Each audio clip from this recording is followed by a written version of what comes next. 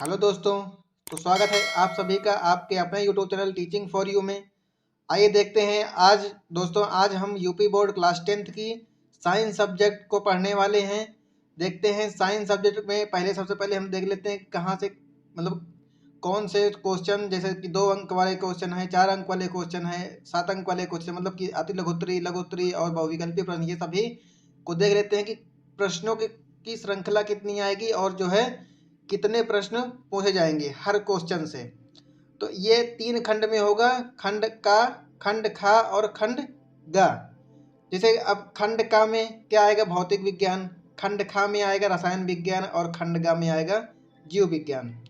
तो दोस्तों इसमें जो है जो प्रश्न पत्र अंतर्गत 12 प्रश्न पूछे जाएंगे, जहां मतलब हर प्रश्न पत्र में 12 क्वेश्चन पूछे जाएंगे और हर तथा अंक विभाजन के अनुसार 29 प्रश्न पूछे जाएंगे। मतलब कुल जो है 29 प्रश्न हमें पूछे जाएंगे और सभी के प्रश्न करना अनिवार्य होगा। तो दोस्तों इसमें देखो, जैसे बहुविकल्प, सबसे पहले हम देख लेते हैं भौतिक विज्ञान, किसमें, फिजिक्स में। तो फिजिक्स में जो भौतिक विज्ञान है, भौतिक विज्ञान जो क्या है, बहुविकल्पीय प्रश्न आएंगे, अति लघुत्तरी, लघुत्तरी और दीर्घोत्तरी। इसमें क्या होगा, प्रश्नों का क्रम, जैसे सबसे पहले हम 1 2 3 4 5 6 ऐसे होता है। अब पहले खंड का होगा, फिर खंड खा होगा और फिर खंड गा होगा। तीनों खंड आएंगे। उसमें जैसे प्रश्न संख्या 1 में क्या रहेगा, हमारा बहुविकल्पी प्रश्न रहेगा, जो कि प्रश्नों की संख्या कितनी होगी, 4 होगी। और अंक सभी मतलब एक प्रश्न का अंक जो निर्धारित किया गया है वो प्रत्येक प्रश्न का अंक 1 होगा। और कुल अंक कितने मिलेंगे इसमें, 4, यानी कि 4 क्वेश्चन और 4 अंक हमको इसमें से प्राप्त होने वाले हैं। और 2 अंक वाले लघुत्तरी प्रश्न कितने होंगे, क्रम संख्या 2 में आएगा। और क्रम संख्या 2 में आने के बाद ये प्रश्न 3 होंगे। कितने प्रश्न होंगे, 3 प्रश्न होंगे, जिसमें प्रत्येक क्वेश्चन का अंक जो है 2 होगा। और इसमें मतलब 3 2 जा 6, कितने अंक मिलेंगे इसमें हमको, 6 अंक मिलेंगे। और 4 अंक वाले लघुत्तरी क्वेश्चन कितने होंगे, क्रम संख्या पहले 3 में आएगा ये, उसके बाद 2 क्वेश्चन होंगे, प्रत्येक क्वेश्चन 4 अंक का होगा और 4 दूना 8, मतलब कि इसमें से हमें 8 अंक मिलने वाले हैं। और जो दीर्घ उत्तरी होगा, दीर्घ उत्तरी हमारा 4 क्वेश्चन नंबर 4 पे आएगा। उसमें 2 प्रश्न दिए होंगे, एक और करके दिए मतलब अथवा करके दिया होगा, उसमें से एक को हमें करना है। और एक क्वेश्चन ये 7 अंक का होगा और इसमें से हमको 7 अंक मिलने वाले। तो कुल मिलाकर 4 6 8 और 7 मिलाकर कितने हो गए, 25 अंक। 25 अंक हमको किस में से मिल गए भैया, फिजिक्स से। उसके बाद आते हैं रसायन विज्ञान में। रसायन विज्ञान में क्या है, इसमें भी बहुविकल्पी, उसके बाद अति लघुत्तरी और ये दीर्घोत्तरी। 3 क्वेश्चन इसमें से आने, मतलब 3 जो है स्लाइड इसमें आने वाली है। जैसे अब ये है बहुविकल्पी प्रश्न, प्रश्न संख्या 5 आएगा। इसमें 3 क्वेश्चन होंगे, कितने होंगे, 3 क्वेश्चन। और 3 में से प्रत्येक का अंक 1 निर्धारित किया गया है। तो कितने अंक मिल जाएंगे इसमें से हमको, 3 अंक मिल जाएंगे। अब देखिए इसमें हर प्रश्न का हर अंक बहुत ही महत्वपूर्ण है, मतलब कि हमें पास होने के लिए तो इसमें से कुछ अंक तो प्राप्त करना ही है, लेकिन और अधिक नंबर हमें ग्रेड पाने के लिए हमको क्या करना पड़ेगा, अधिक मेहनत करना पड़ेगा।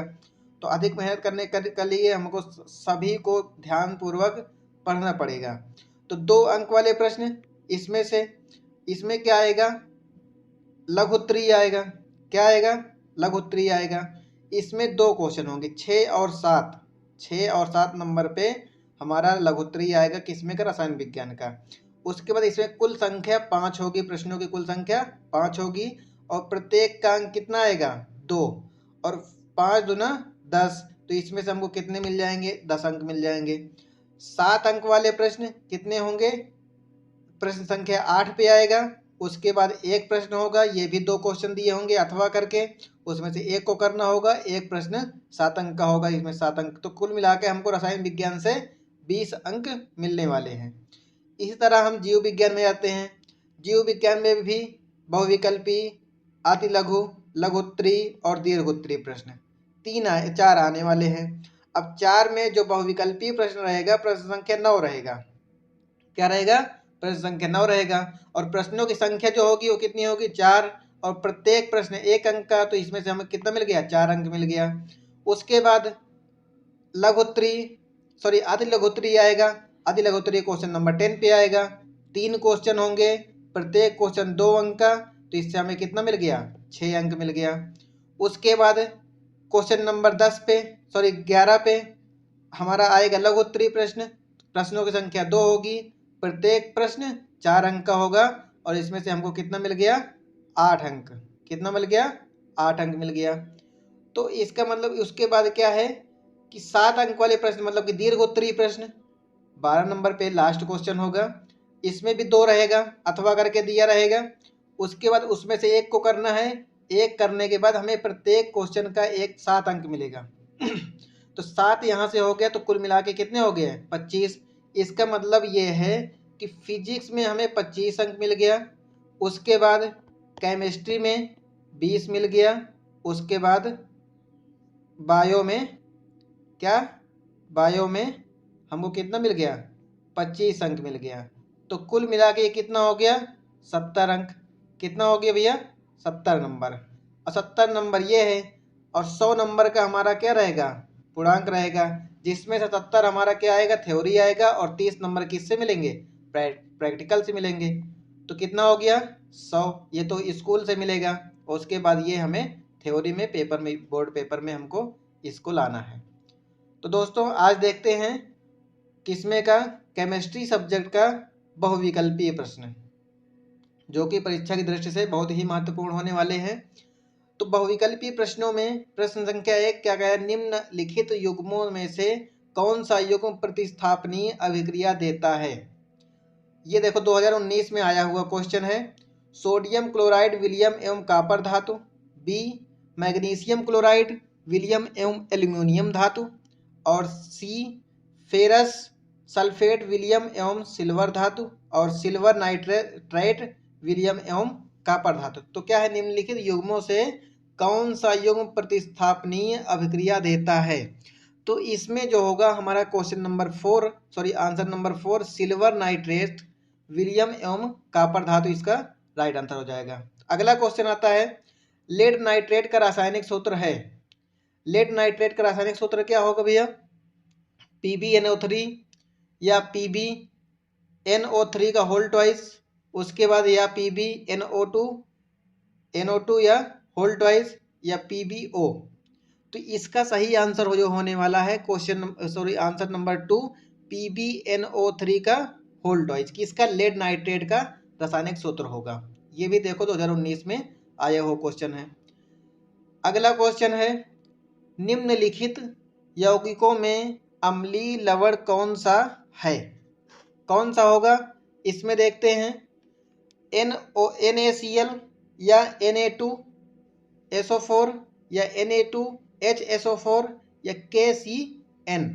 तो इसका सही आंसर होगा question answer number 3 NaSO sodium hydroxide.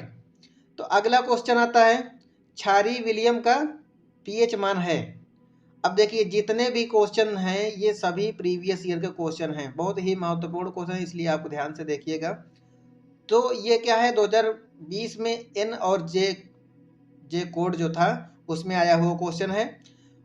पहला देख रहा है, पहला ऑप्शन क्या है, 0 होता है या 7 होता है या 7 से कम होता है या 7 से अधिक होता है।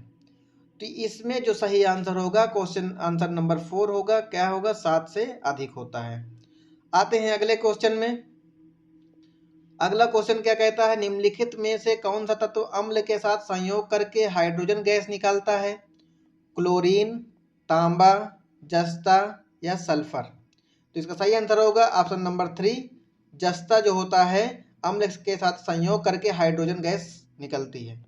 अगला, निम्न में से कौन सी धातु अम्ल से हाइड्रोजन विस्थापित नहीं करती।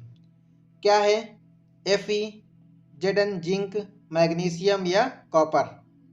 तो इसमें जो सही आंसर होगा ऑप्शन नंबर 4 कॉपर जो है धातु से, कॉपर जो धातु है अम्ल से हाइड्रोजन विस्थापित नहीं करती है, और बाकी ये सभी क्या करती हैं, हाइड्रोजन विस्थापित करती हैं। अगला क्वेश्चन क्या कह रहा है, ये भी देखो बहुत महत्वपूर्ण क्वेश्चन है, 2020 में आया हुआ प्रश्न है। निम्नलिखित में से कौन सा कथन उदासीन घोल के लिए असत्य है। हाइड्रोजन आयन के सांद्रण का मूल्य 10⁻⁷ मोल लीटर है, मोल प्रति लीटर है। हाइड्रॉक्सियल ऑक्सन OH के सांद्रण का मूल्य 10⁻⁷ मोल प्रति लीटर है, या pH का मान 0 है या pH का मान 7 है। तो इसका सही आंसर हो जाएगा ऑप्शन नंबर 3, pH का मान 0 होगा। क्या हो जाएगा?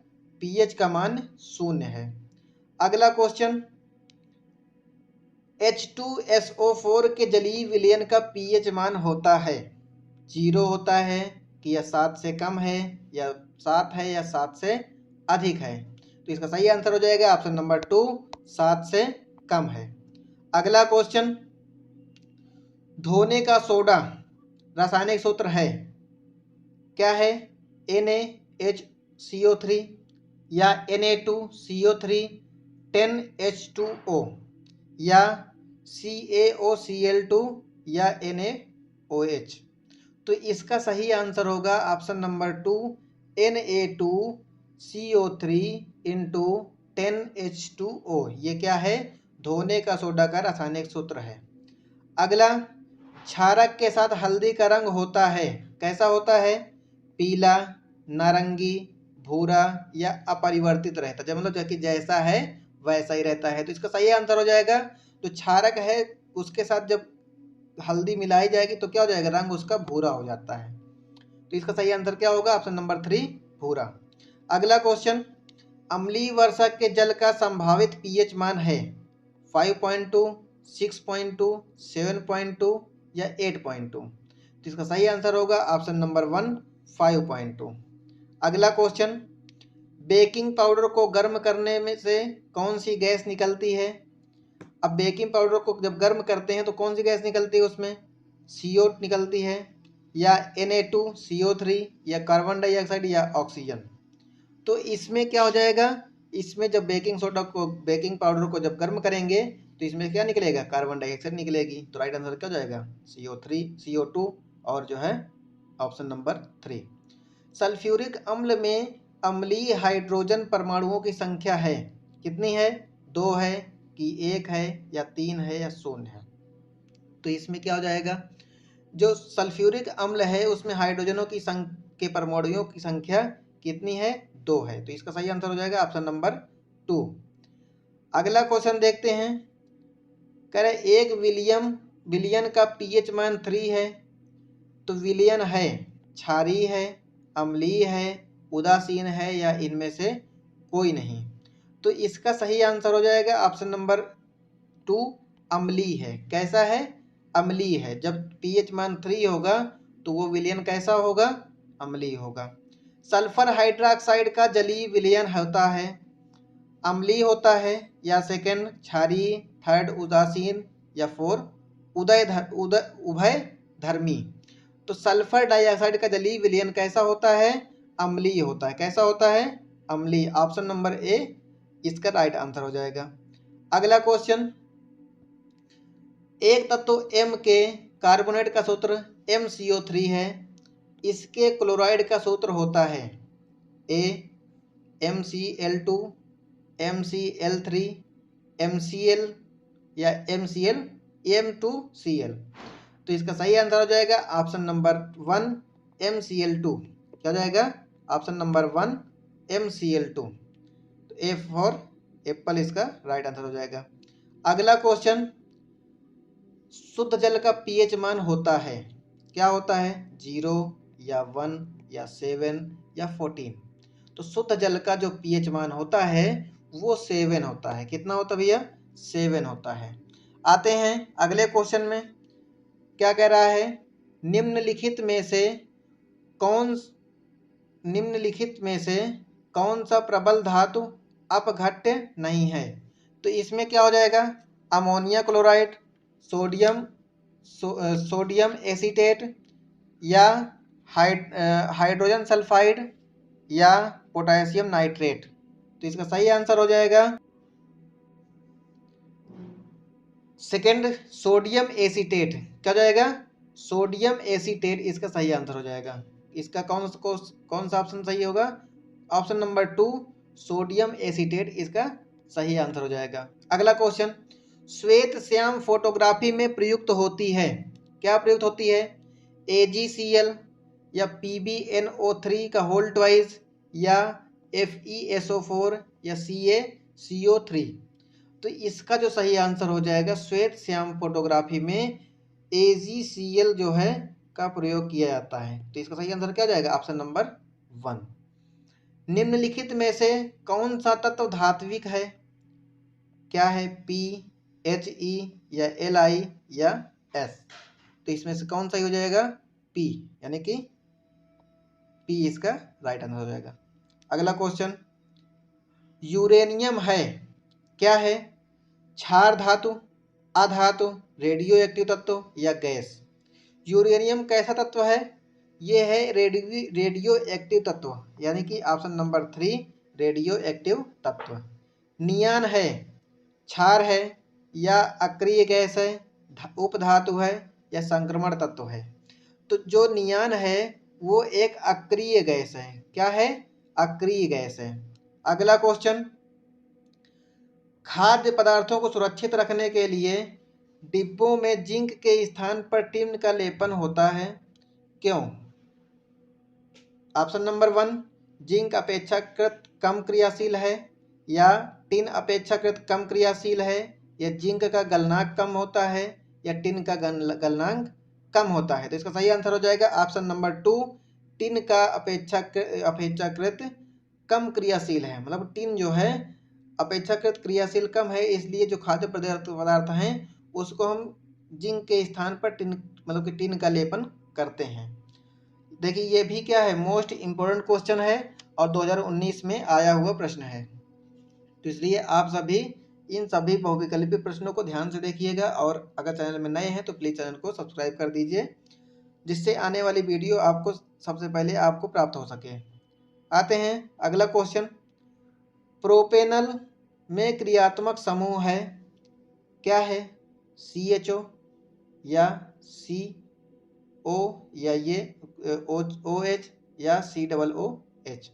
तो प्रोपेन में क्रियात्मक समूह जो है वो है ऑप्शन नंबर 1 CHO। अगला क्वेश्चन, एथिल एल्कोहल का IUPAC नाम है, मेथेनल, एथेनल, एथेनॉल या प्रोपेनॉल। तो जो मेथिल एल्कोहल है उसका जो रासायनिक IUPAC नाम है वो एथेनॉल है। क्या है? Ethanol, option number 3। अगला क्वेश्चन, संतृप्त हाइड्रोकार्बन में नहीं होता है, एकल आबंध, चतुष्फलकीय संरचना या सी आबंध कोष 109 डिग्री 28 मिनट का, या COOC इक्वल C। तो संतृप्त हाइड्रोकार्बन में नहीं होता है, क्या नहीं होता है? C इक्वल टू C नहीं होता है। ये डबल बॉन्ड है, इक्वल नहीं है भैया, सॉरी। निम्नलिखित में से एडिलहाइड है, मेथेनॉल, मेथाइनॉल, एथेनॉल या एथेन।